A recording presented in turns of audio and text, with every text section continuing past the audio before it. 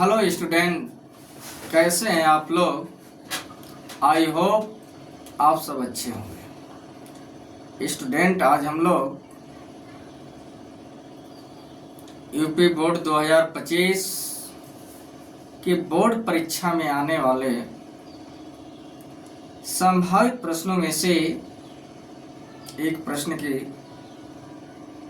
विषय में हम लोग देखेंगे। स्टूडेंट, आज का हम लोगों का टॉपिक है व्यतिकरण। व्यतिकरण में आप ध्यान दीजिएगा, व्यतिकरण का इंग्लिश होता है इंटरफेरेंस।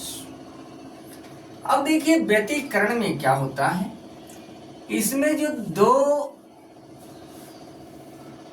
तरंगे होंगी, इसमें मेन पॉइंट आप जानिए, इनकी आवृत्ति जो है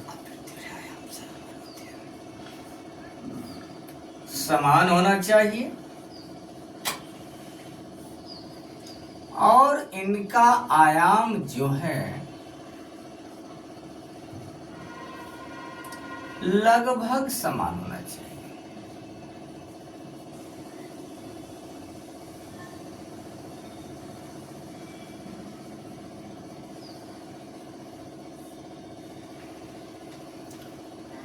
व्यतिकरण के लिए दो तरंगे जो होती हैं उनकी आवृत्ति समान, आयाम लगभग समान होना चाहिए।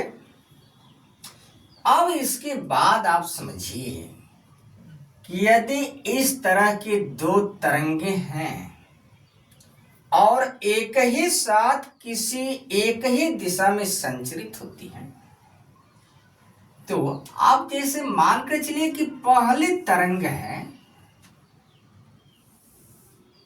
वह अनुप्रस्थ तरंग के रूप में ऐसे संचरित हो रही है,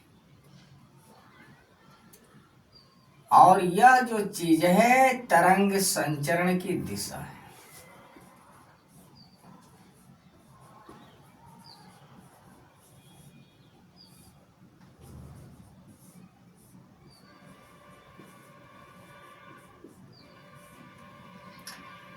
अब ये समझ लीजिए कि ये तरंग जो है अनुप्रस्थ तरंग के रूप में चलती है और इसको कहते हैं श्रृंग, और यह भी है आपका श्रृंग,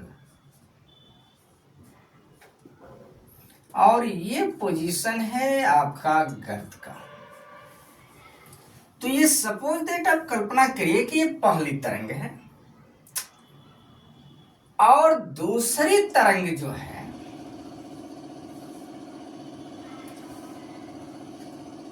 ये इस तरह से चल रही है।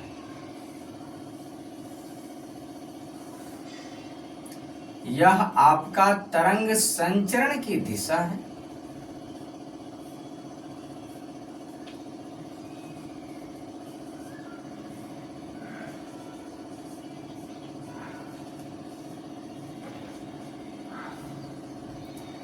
इसका ये आप समझ रहे होंगे, ये श्रृंग है, यह भी श्रृंग है, और यह आपका गर्त है। अब आप ध्यान दीजिएगा, जब इस तरह की दो तरंगे जिनकी आवृत्ति समान, आयाम लगभग समान हो, और ये दो तरंगे एक ही दिशा में संचरित होती हैं, तो आगे चलने के बाद कहीं पर इन तरंगों का मिलन होगा, और जब इन तरंगों का मिलन होगा तो एक नई तरंग का निर्माण होता है। यहां तक आप डायग्राम बना लीजिए। तो मिटा दिया जाए। अब आप समझिए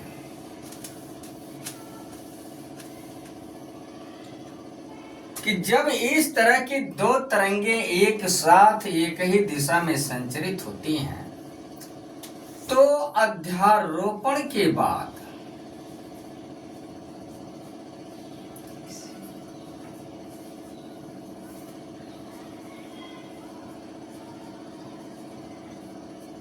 क्या होगा कि जब श्रृंग से श्रृंग का मिलन हो जाएगा, गर्त से गर्त का मिलन होगा, तो अध्यारोपण के बाद ये दोनों तरंगे मिलती हैं और मिलने के बाद एक नई तरंग का निर्माण हो जाता है। अब समझिए, यह श्रृंग इस श्रृंग से मिलेगा तो एक नई तरंग का निर्माण हो रहा है।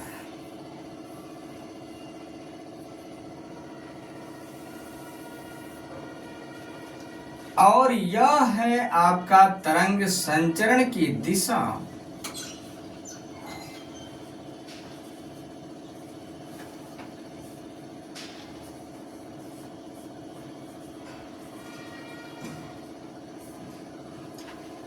तो आप ध्यान दीजिएगा कि जब श्रृंग का श्रृंग से मिलन होगा, गर्त का गर्त से मिलन होगा, तो एक नई तरंग का निर्माण होगा।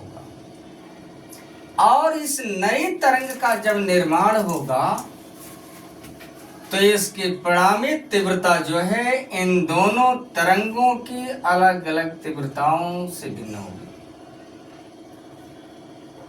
और इस केस में आप कह सकते हैं कि एक नई तरंग का जो निर्माण हो रहा है, इस नई तरंग का कहीं पे तीव्रता अधिक होगी तो कहीं पर तीव्रता कम होगी। और इसी घटना को कहते हैं क्या? व्यतिकरण। तो आप लिखना चाहें तो आप लिख सकते हैं कि जब समान आवृत्ति तथा आयाम की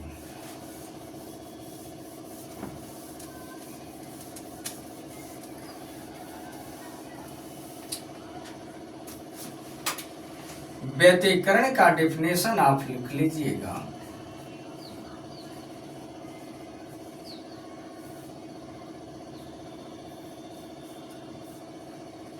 कि जब समान आवृत्ति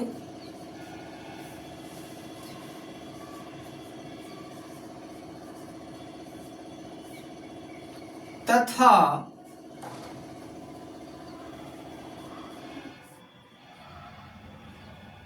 लगभग समान आयाम की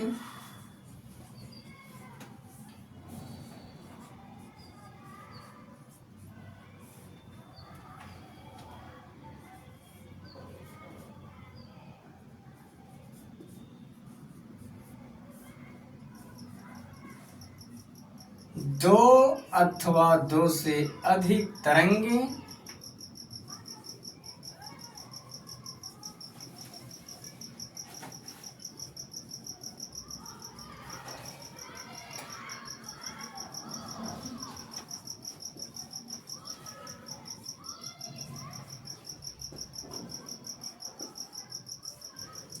एक साथ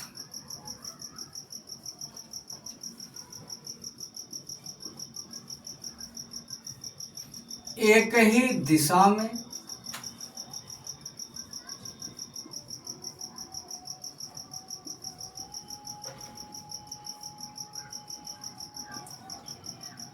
संचरित होती हैं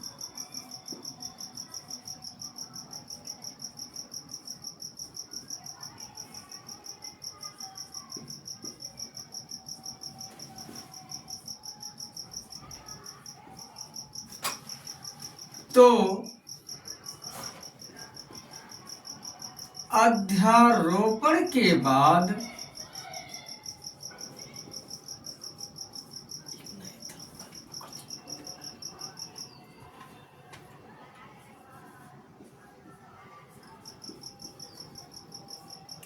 एक नई तरंग का निर्माण होता है।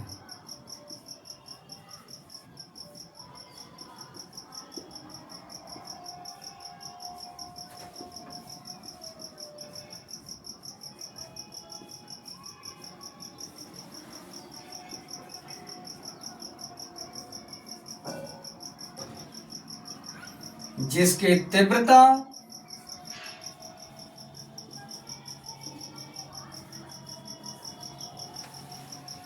कहीं पर अधिक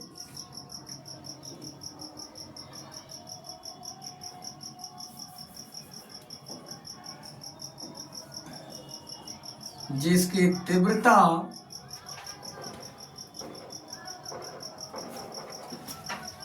कहीं पर अधिक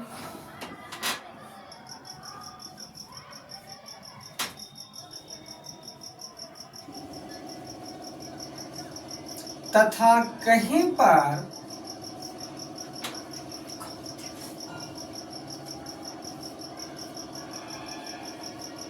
कम होती है।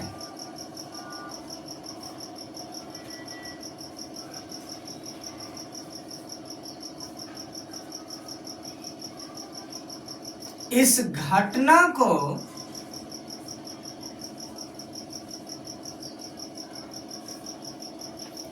व्यतिकरण कहते हैं।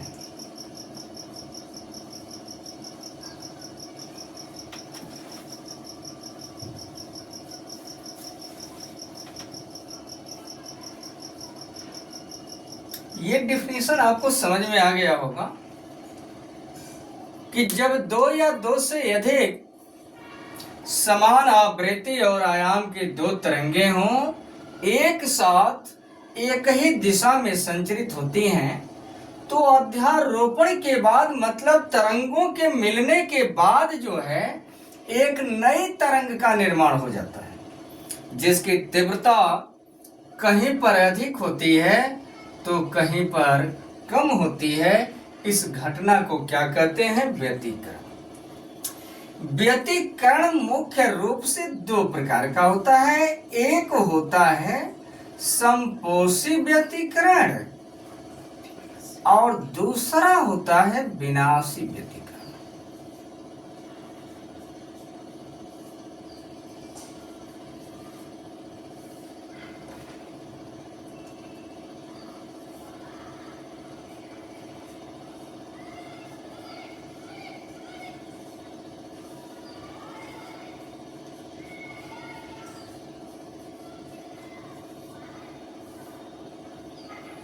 अब आप ध्यान दीजिए,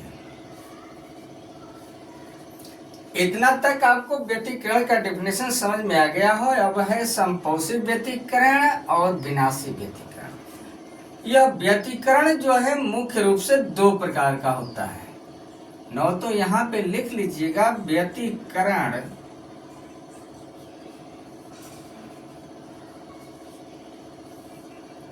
मुख्य रूप से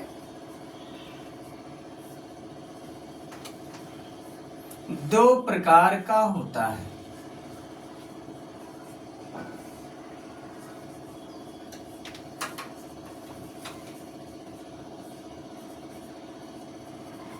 एक का नाम है संपोषी व्यतिकरण और दूसरे का नाम है विनाशी व्यतिकरण। आप समझिए कि तरंगों के मिलने के बाद जहां पर तीव्रता अधिक होती है, नई तरंग की तीव्रता जहां पर अधिक होती है उसको कहते हैं संपोषी व्यतिकरण। और संपोषी व्यतिकरण कब उत्पन्न होता है? आप ध्यान दीजिएगा, जब श्रृंग का श्रृंग से मिलन हो, श्रृंग का श्रृंग से मिलन हो या गर्त का गर्त से मिलन हो।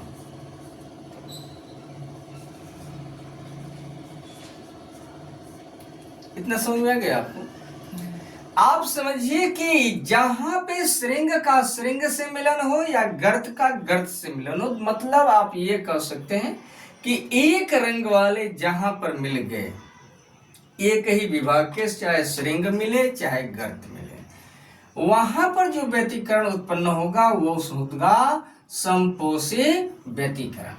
विनाशी में क्या होता है कि जहां पे इनकी भिन्नता हो जाए, मतलब श्रृंग से गर्त मिले या गर्त से श्रृंग मिले, तो जो व्यतिकरण उत्पन्न होगा उसे कहते हैं विनाशी व्यतिकरण। समझ में गए? अब हम लोग जो है,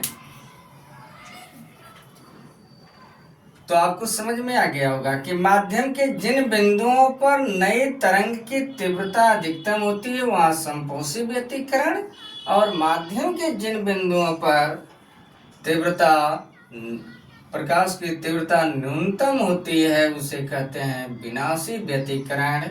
ये चीज आपको समझ में आ गया होगा, आप नोट कर लीजिए। 14 मिनट।